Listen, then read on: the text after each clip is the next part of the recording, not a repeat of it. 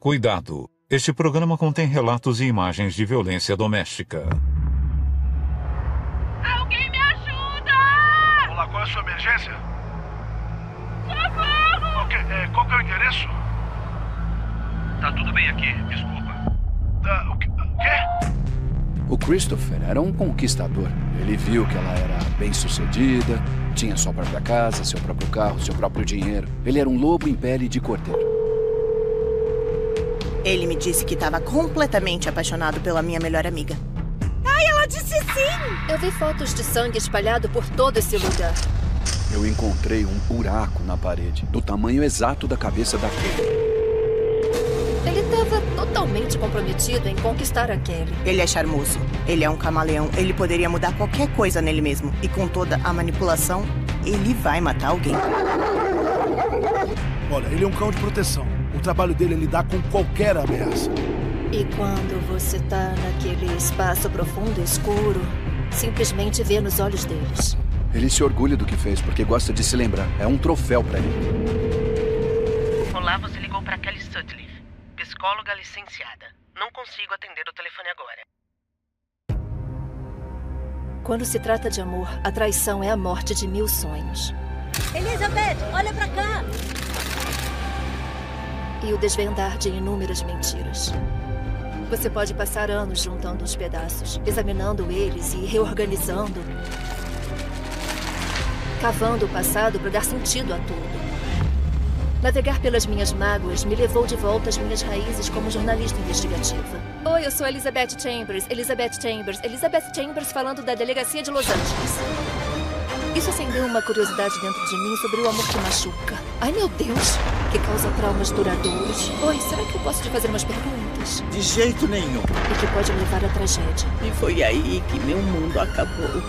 Sinto que faz parte da minha vocação me encontrar com as vítimas, as sobreviventes, ouvir suas histórias, mostrar como isso pode acontecer com qualquer pessoa e expor a verdade. Eu sou Elizabeth Chambers e este é o Amores Tóxicos.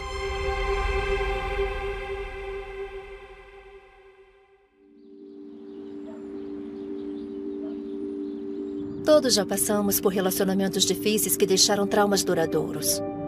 Eu já conversei com muitas pessoas que passaram por relacionamentos traumáticos e trágicos. As cicatrizes são difíceis de apagar. Você pode perder muito, mas a pior coisa que pode perder é a sua voz. E quando perde sua voz, precisa que outros emprestem as deles a você, a sua história. Foi assim que conheci Christina Henschel. Sua melhor amiga Kelly se casou com um homem que superficialmente parecia um príncipe em um cavalo branco. Mas no fundo, ele era um monstro manipulador. Christina, amiga da Kelly, tomada 1. Christina, me fala sobre quando você conheceu a Kelly. A história de como a gente se conheceu, na verdade, é muito interessante. Eu tinha uma melhor amiga, que eu achava que era minha melhor amiga. A Kelly também era muito amiga dela. E a gente se encontrou pra um brunch animado, um brunch com bebida alcoólica e cheio de dança. E pra resumir bastante a história pra vocês, nós descobrimos que essa menina que a gente achava que era nossa melhor amiga tava dormindo com o namorado de nós duas. Aí a gente acabou se aproximando muito. Quando eu conheci ela, eu fiquei surpresa, porque eu não sabia de onde ela vinha. Eu cheguei na casa dela e vi aquela casa linda onde ela morava sozinha. Ela era solteira, linda, ela tinha o próprio consultório.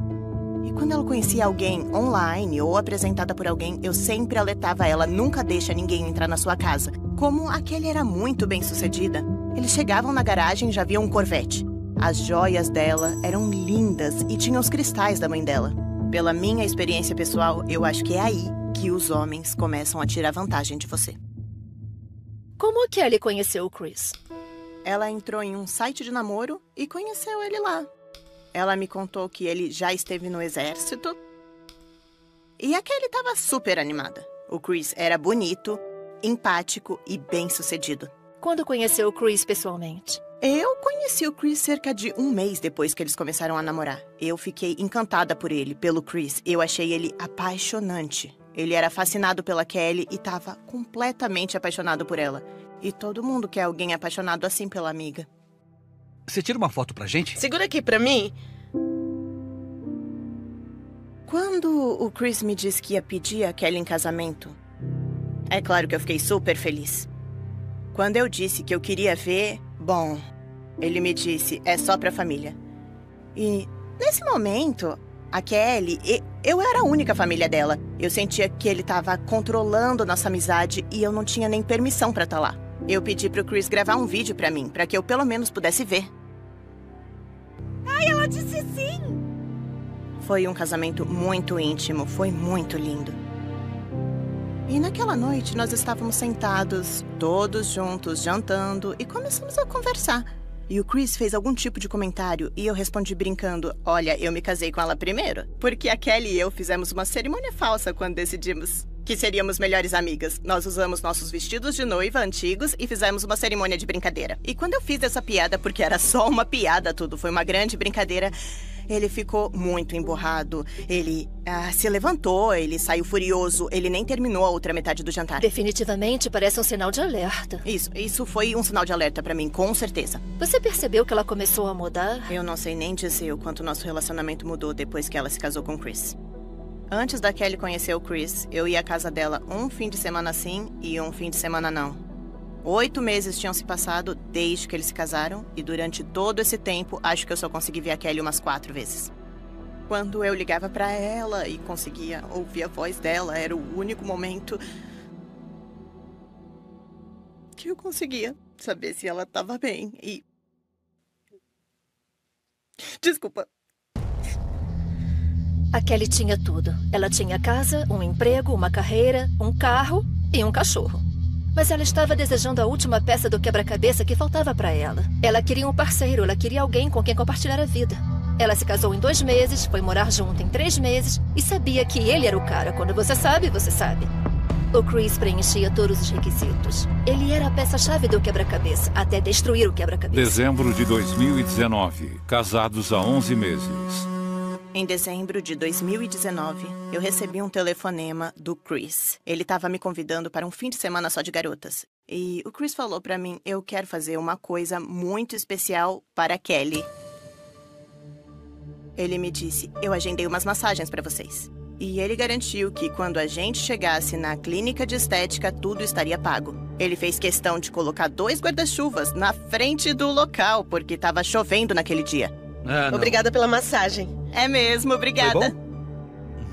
Ai, foi muito legal, obrigada mesmo. Calma, Chester. Foi muito bom. Chester! Quando nós voltamos das massagens, o Chris escolheu uma garrafa de vinho, ele serviu o vinho pra gente.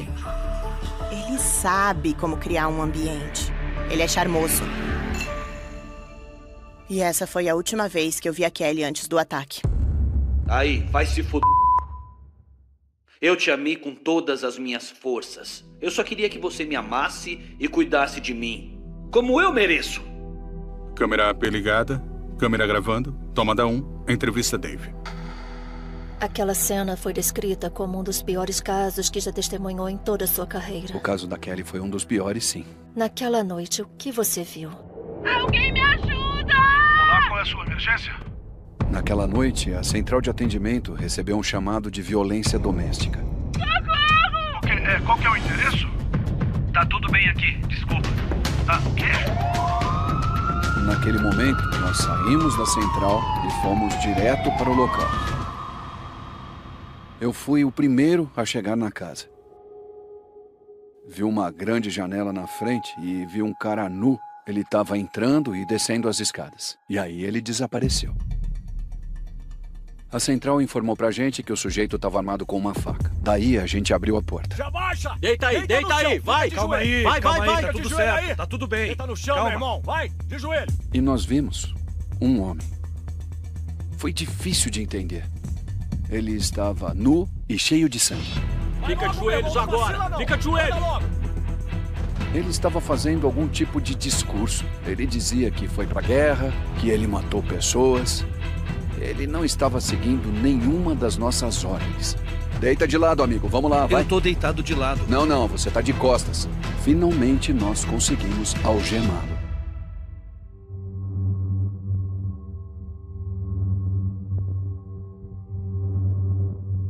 Dentro da casa, eu vi que todos os cômodos estavam destruídos. Tinha sangue nas paredes, TVs arrancadas das paredes, mesas viradas. O quarto principal foi destruído. Olha, aquilo foi uma das piores cenas que eu vi na minha vida. Depois de olhar ao redor da casa, o que você pensou? Como ela sobreviveu?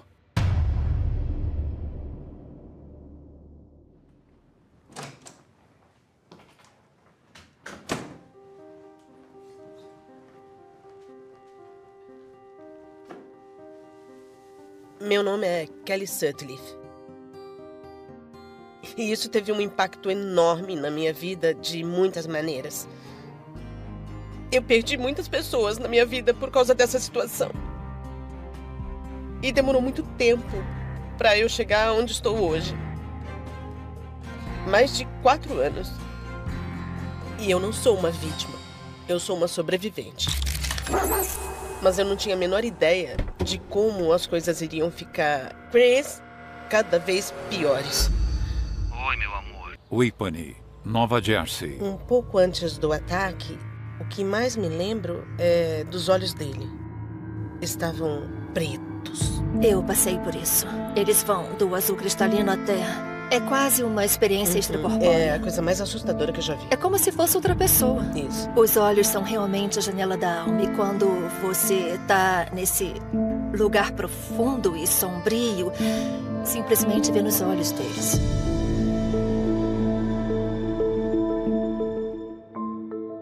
Quando eu era criança, minha mãe sempre dizia que independência era um ponto forte, especialmente para uma mulher. Ela nunca quis que eu dependesse de um homem. Eu fui para a faculdade e fiz o meu mestrado. Eu sou psicoterapeuta. Em 2008, eu queria comprar uma casa para mim. Eu dei a maior parte do dinheiro que eu economizei ao longo dos anos e eu estou nessa casa desde então. Eu também tinha um ótimo grupo de amigas. Resgatei um cachorro, o Chester, que foi uma parte muito importante da minha vida. Eu acho que eu tinha tudo e a única coisa que eu achava que estava me faltando naquele momento era ter um parceiro de vida. Me conta sobre quando você conheceu o Chris. Em agosto de 2018, eu estava num aplicativo de namoro e vi uma foto do Chris. O perfil dele chamou a minha atenção, então eu deslizei para a direita. Qual foi a sua primeira impressão? Ele parecia incrível. E parecia ser muito inteligente, era muito simpático. E ele perguntou muito sobre mim.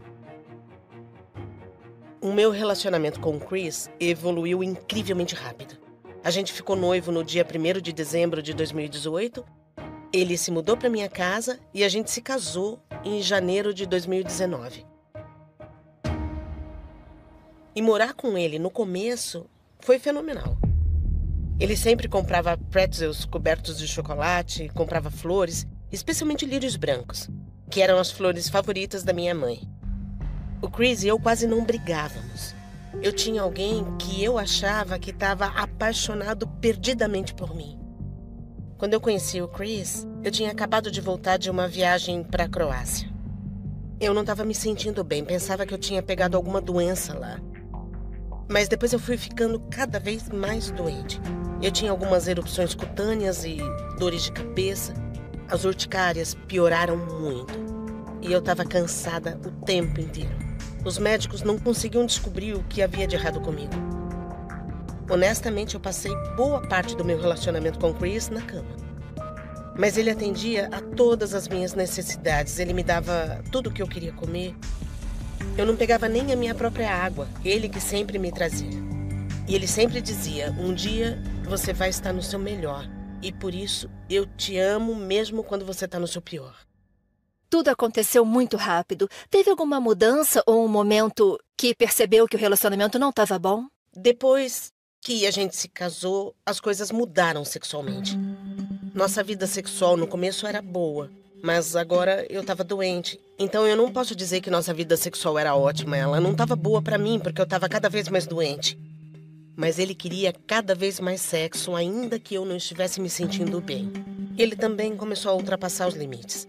Por exemplo, depois do sexo oral, eu não queria engolir a ejaculação dele.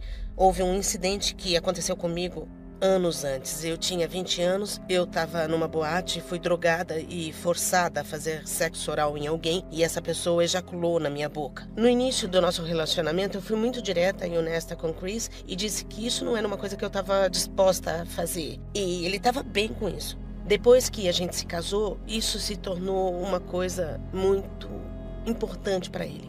E ele passou a dizer para mim, bom, se você realmente me amasse, você faria isso por mim. Então eu fiz. E isso não foi bom o suficiente. Ele dizia que eu não procurava ele para fazer sexo. E quando eu procurava, ele me rejeitava. No dia 16 de dezembro de 2019, eu estava na cama assistindo TV e o Chris estava dormindo. E a maneira como ele adormeceu na cama com o telefone foi tão bizarra. E aquilo me gerou uma sensação estranha de... E eu lembro que o meu instinto disse, olha no telefone.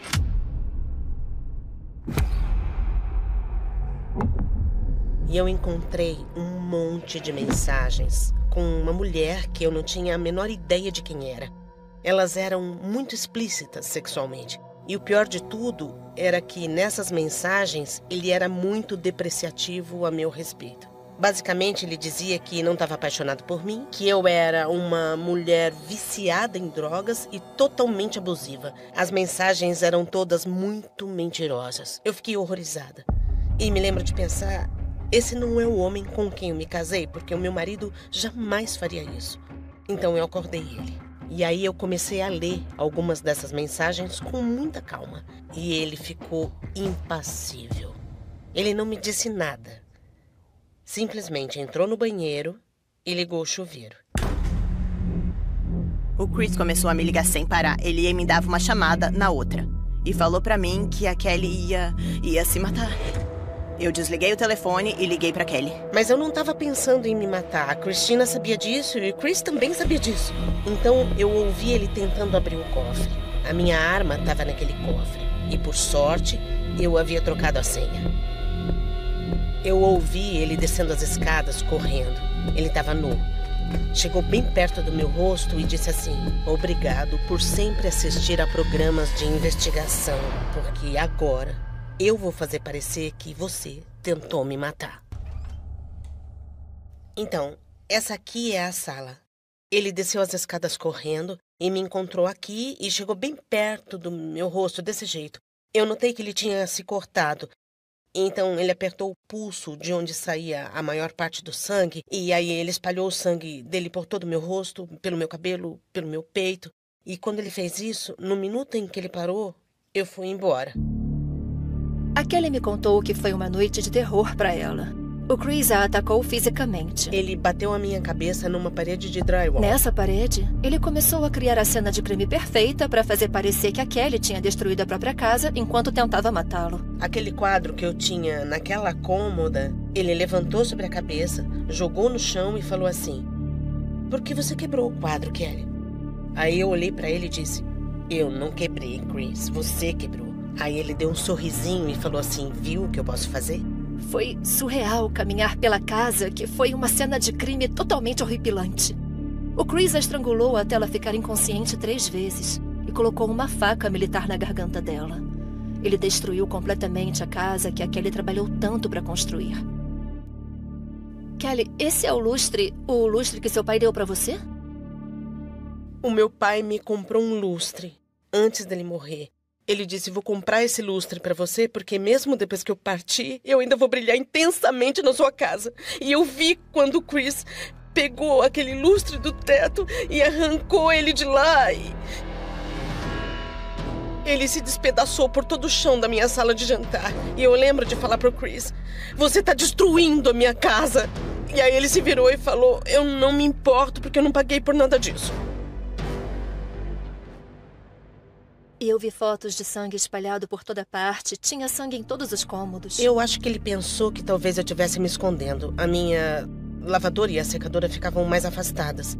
Eu acho que ele pensou que eu poderia estar me escondendo atrás delas. Foi por isso também que ele passou por aqui e tinha muito sangue perto do tanque. E esse aqui é o banheiro onde ele se filmou. Tudo que eu queria era mais sexo. Eu queria que você me amasse e cuidasse de mim, como eu mereço, tá? Será que isso é pedir demais? Parece que não. Ele estava nu durante todo o ataque? Sim. E depois ele saiu. Eu fiquei apavorada. Peguei o Chester, coloquei ele no porão e saí da casa. Precisamos de uma ambulância e de policiais. Uma vizinha minha acabou de bater na minha porta. Ela tá machucada? Ela tá muito machucada. Enquanto eu tava no hall da vizinha, eu olhei pra minha casa e vi o Chris espalhando sangue na janela. E depois disso, eu vi ele caminhando em direção ao porão. E era lá que eu tinha escondido o Chester.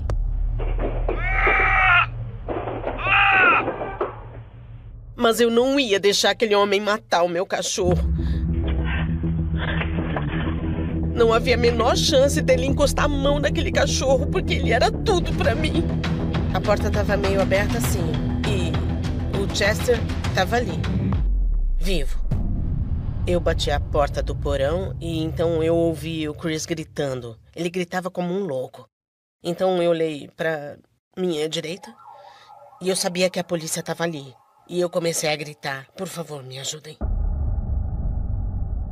Na noite do incidente, nós o transferimos para um hospital de veteranos. O Chris foi tratado pelos ferimentos à faca que ele mesmo causou. Realizaram diversas avaliações psicológicas e no final não chegaram a um diagnóstico. Poucos dias depois do ataque, durante sua internação no hospital, ele ligou para Kelly e deixou uma mensagem de voz. E é totalmente assustadora. Vocês têm que ouvir isso. Oi, meu amor. Sou eu. Já faz alguns dias. Eu só queria ouvir sua voz e saber que você tá bem. E falar com você. Eu te amo. Isso é tão assustador. Aconteceu dias depois e ele nem tocou no assunto. Eu te amo, me liga, como se nada tivesse acontecido. Depois de receber a alta do hospital, o Chris foi preso e acusado de estrangulamento e lesão corporal grave. Mas eu fiquei horrorizada ao saber que, por causa de uma lei de Nova Jersey que elimina a fiança para réus primários, Chris conseguiu sair da prisão no mesmo dia. O detetive Littman me explicou de forma bem clara. Se eu sou um réu primário, eu posso roubar um carro agora mesmo e eu serei solto. Eu saio da delegacia no mesmo dia. Então é um passe livre. Isso. Nós temos um assassino em potencial em liberdade. Olha, eu tenho filhos, ok? E eu ensinei para os meus filhos que bandidos vão para a cadeia. E foi isso que eu passei a vida inteira fazendo. Mas nem sempre funciona assim. Só porque existe causa provável, não significa que a pessoa é culpada. O meu trabalho é conseguir todas as evidências e apresentá-las ao Ministério Público para fazer o ônus da prova. Eu posso até fazer uma investigação enorme, robusta e completa e entregá-la de bandeja aos que decidem. E eles podem virar para mim e dizer, não. A vida de uma mulher que pode ser a próxima vítima está correndo perigo. Exato. Chris, por favor, deixe isso pra lá. O que seria necessário para um agressor de violência doméstica ir pra prisão? Alguém ser morto. Me conta como você se sentia com o Chris livre por aí. Eu sentia que eu estava desprotegida, que eu não tinha segurança. Mas agora eu tenho os meus cachorros, que são treinados para me proteger. E eles já salvaram a minha vida de muitas maneiras. Posso fazer carinho? Pode, com certeza. Oi, Luca. Fala oi.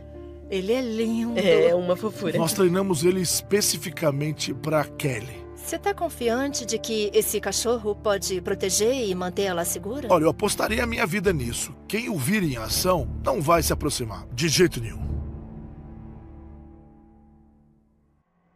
Bom garoto. O ataque foi horrível. Mas ainda assim eu escolheria esse ataque ao invés do abuso emocional com o qual eu tenho lidado quase todos os dias desde que aconteceu esse incidente. Quando eu voltei para casa, tem um celular aqui, de quem é? Eu encontrei o telefone do Chris.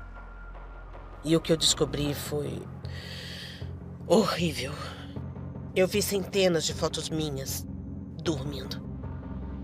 E eu não tenho a menor lembrança dele tirar nenhuma dessas fotos. Eu encontrei um vídeo no celular dele em que eu estou desmaiada e ele se masturba, me vendo desmaiada. Outra foto é dele me beijando enquanto eu durmo. E ele tá sorrindo. É a imagem mais assustadora que eu já vi. E foi então que eu me lembrei de uma ocasião no começo do nosso casamento, em que, no meio da noite, eu acordei e eu pulei da cama porque o Chris estava dentro de mim. E eu pensei, o que você está fazendo? E ele falou, meu Deus, eu pensei que você tivesse acordada. E eu falei, como assim? Eu não estava acordada. E eu pensei que aquilo tivesse sido um sonho, mas aquilo não foi um sonho. E foi então que tudo começou a se alinhar. O motivo de eu estar doente. Quando o Chris ia preparar minha água, ele sempre colocava um pozinho na água para dar um pouco de sabor nela. E eu vi tudo isso no telefone dele e tudo fez sentido na minha cabeça. O Chris estava me drogando e me estuprando enquanto eu dormia. Isso é muito perturbador e covarde. Ele é um homem que só se sente poderoso quando essa mulher está inconsciente. Kelly tinha o controle da casa. Ela era a provedora. Isso fazia ele se sentir fragilizado. O único espaço em que ele conseguia demonstrar controle era no quarto. Isso é sobre controle sexual e é sobre o fato de que ele perdeu completamente o controle em todos os níveis. Eu levei o telefone pro detetive Littman e eu falei pra ele, por favor, não devolva o telefone pra ele. Tem muita coisa aí dentro, você precisa ver tudo. E eu lembro de dizer a mesma coisa ao Ministério Público. A Kelly me avisou que tinha encontrado vídeos e fotos do Chris abusando sexualmente dela.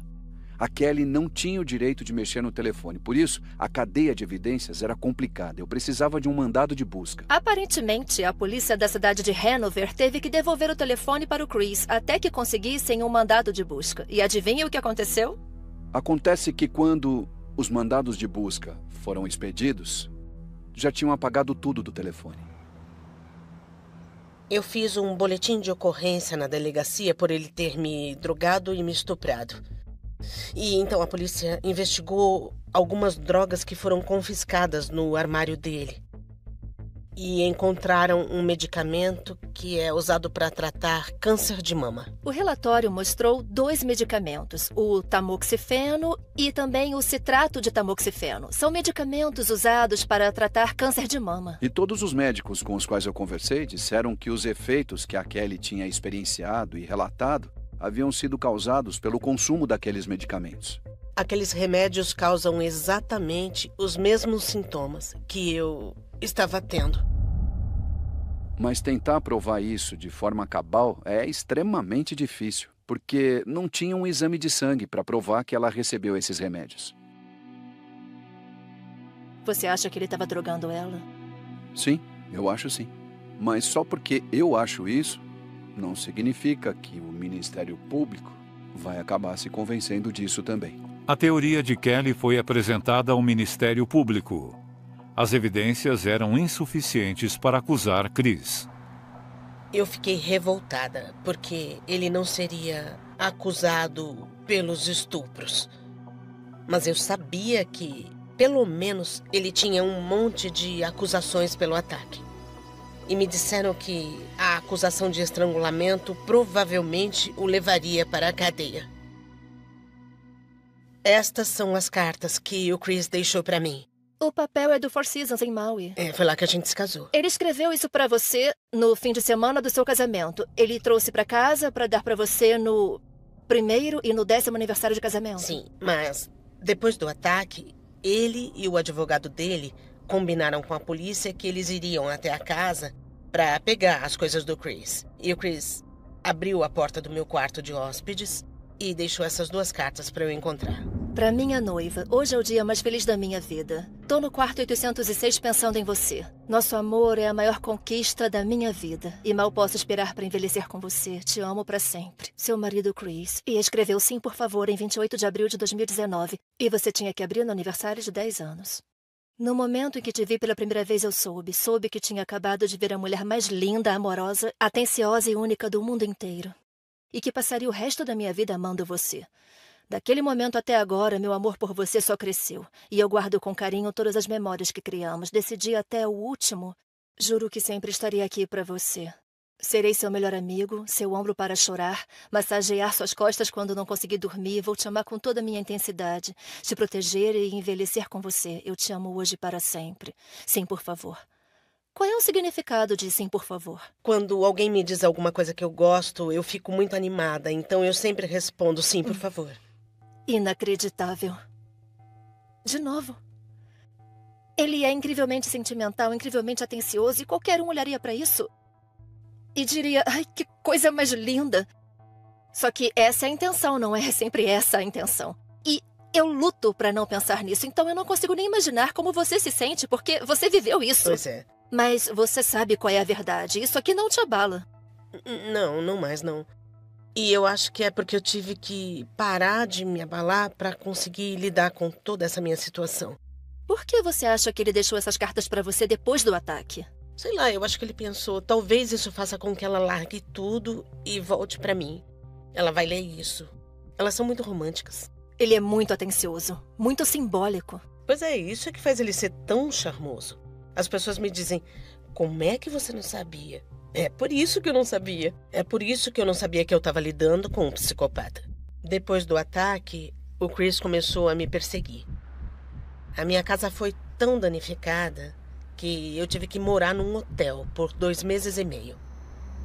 Um dia, o Chris estava sentado no estacionamento e no minuto em que eu abri a porta do carro, ele acendeu os faróis para me avisar que ele estava ali e aí ele acelerou o carro.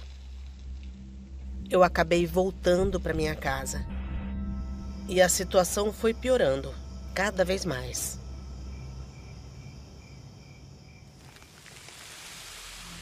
Eu acordei uma manhã e deixei os meus cachorros saírem no quintal.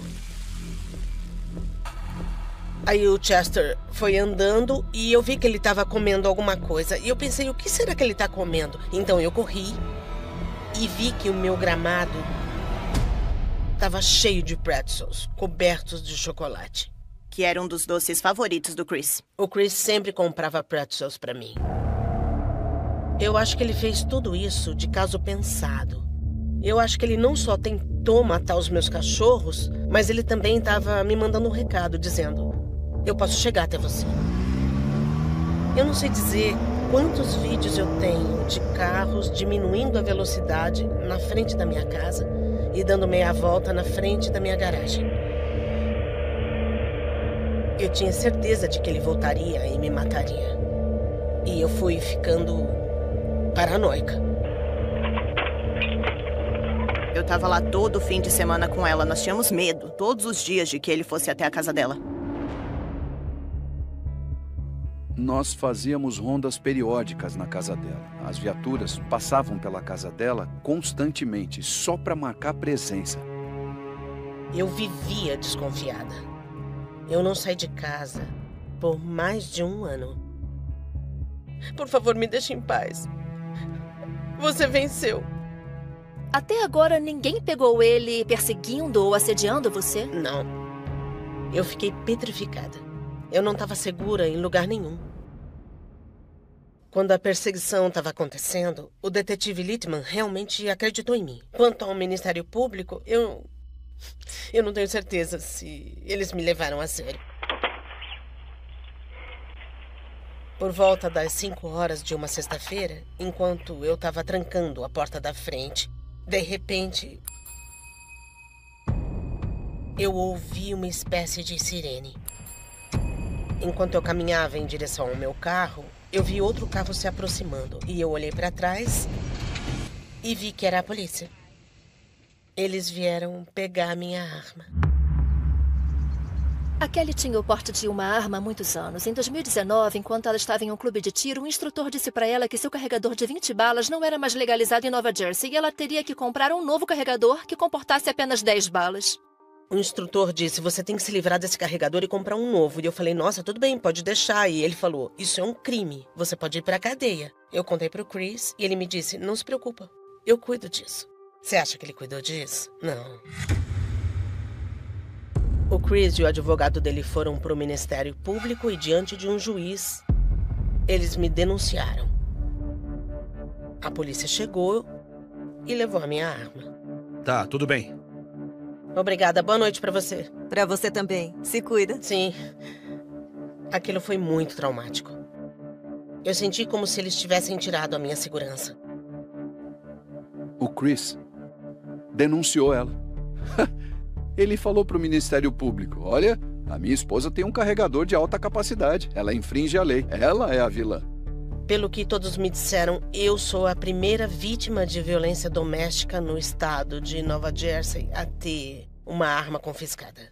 Agora ele tá usando a lei pra te ameaçar. E funcionou. Funcionou perfeitamente. O Ministério Público queria que ela fosse indiciada criminalmente por aquele carregador de alta capacidade. E eu falei pra eles, vocês podem fazer isso, mas eu não. O objetivo do Chris era tentar fazer que eu recuasse, para que eu não quisesse ir ao julgamento, mas eu me mantive firme.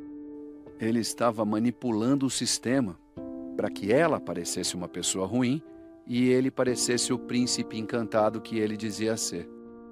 Olha, ele simplesmente manipulou todo mundo. Ele sabia exatamente o que estava fazendo. Era uma guerra psicológica. Isso também mostrou que não havia como pará-lo e não havia limites para até onde esse homem iria para fazer a Kelly se sentir completamente impotente e insegura. Felizmente, o Ministério Público decidiu não processar a Kelly pelo que seria uma acusação de porte ilegal de arma. Olhando para o relacionamento de vocês, viu algum sinal de alerta? Eu reconheço muito o love bombing. Ele era muito intenso, cedo demais. No segundo encontro, o Chris disse que me amava. E eu lembro que, quando ele disse isso, meu coração disparou. Teve momentos em que eu dizia para os meus amigos, ele é muito legal, o Chris é muito legal. E todo mundo dizia, Kelly, você tá acostumada a namorar homem idiota. É assim que todo cara deveria ser. E você acha que ele te amava de verdade? Não. Ele estava fingindo o tempo inteiro e eu acho que ele me enganou para conseguir me atrair. Como uma pessoa que foi traída várias vezes no casamento, acho que o sentimento predominante é a dúvida. Tentar descobrir qual parte da sua vida junto com essa pessoa é mentira é o mais difícil. Eu vejo os sinais de alerta que eu não percebi, eu até mesmo ignorei. Ele me dizia que todas as suas ex eram loucas. Elas todas eram mulheres doentes, elas eram viciadas, eram alcoólatras, todas elas. Por que alguém mentiria sobre isso? Ainda mais o meu marido, por que ele mentiria sobre isso? A Kelly começou a olhar para trás e passou a analisar tudo o que ela achava que ela sabia. Ela contratou um investigador particular e descobriu que o Chris teve 3 esposas, pelo menos. Eu disse ao meu investigador particular, e eu adoraria falar com elas. Eu quero que elas saibam que eu não estou interessada em colocá-las no meio dessa confusão. Eu só preciso saber o que elas passaram com o Chris. Tinha que descobrir se já tinha feito isso antes. Eu acho que uma parte de mim queria saber que eu não estava sozinha.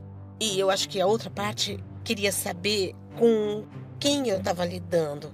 Eu pensei que ele estivesse fazendo aquilo pela primeira vez, mas eu estava enganada. Me conta o que descobriu quando falou com as ex-esposas do Chris. Elas abriram os meus olhos para o que eu realmente estava vivendo. Para proteger as mulheres, a Kelly não quis revelar muito sobre as ex-esposas, mas ela compartilhou alguns dos comportamentos semelhantes que vivenciaram. Eu não tô sozinha. O Chris foi abusivo com todas as mulheres e ele tá cada vez pior. E eu acho que a pior coisa que ele fez foi comigo. Mas com certeza ele segue um padrão. Eu tentei entrar em contato com as ex-esposas do Chris, mas assim que eu mencionei o nome dele, ninguém mais quis falar comigo. A ex-namorada mais recente dele mostrou pra mim que a senha do Wi-Fi dele é a data em que ele me agrediu e destruiu a minha casa. Pera, a senha dele é a data que ele atacou ela? A senha do Wi-Fi é a data do ataque com uma exclamação. 16 de dezembro de 2019? Com uma exclamação depois. Eu não sabia disso. Eu acho que ele não se arrepende de nada que fez. Toda vez que ele digita essa senha, ele se orgulha do que fez porque gosta de se lembrar. É um troféu pra ele. Pelo que posso perceber, o Ministério Público não usou qualquer informação sobre as ex-esposas do Chris para construir o caso contra ele. Na denúncia, o Chris estava sendo tratado como réu primário. E, infelizmente, é muito raro que casos de violência doméstica cheguem a julgamento. O Ministério Público ofereceu a ele um acordo judicial várias vezes, já que o julgamento se aproximava. Verão de 2022. Toda vez que o acordo judicial era oferecido, ele recusava o acordo. Por um tempo, o Ministério Público tentou me fazer retirar a acusação de lesão corporal grave por estrangulamento. Mas eu estava pronta para testemunhar o que o Chris fez comigo. Eu queria o julgamento. Com cada esposa, ele se torna mais calculista e mais estratégico. Ele tá aprendendo. Com certeza. Com cada mulher. E eu acho que tá piorando. Eu tenho medo de que chegue o dia em que uma mulher morrerá nas mãos dele. E se eu não levasse adiante as acusações, eu me sentiria culpada pelo que aconteceria com a próxima mulher. Quando eu falei com as outras esposas, eu disse que ele seria responsabilizado pelo que ele fez com a gente. Nesse momento, já se passaram quase 3 anos desde o ataque. Fala um pouco mais sobre o julgamento. Nós tínhamos muitas evidências contra ele. É um homem que me agrediu e causou $63 mil em danos à minha casa. Vai se fuder. Eu estava pronta para o julgamento. Eu queria muito aquele julgamento. Mas aí, na última hora, ele decidiu aceitar o acordo judicial para que não houvesse julgamento. E qual foi a condenação com o acordo judicial? No acordo final, ele pegou 3 anos de liberdade condicional. Eu tive que levar todas as minhas acusações ao Ministério Público do Condado de Morris. E eles estavam determinados a não colocar o Chris na prisão. É muito frustrante.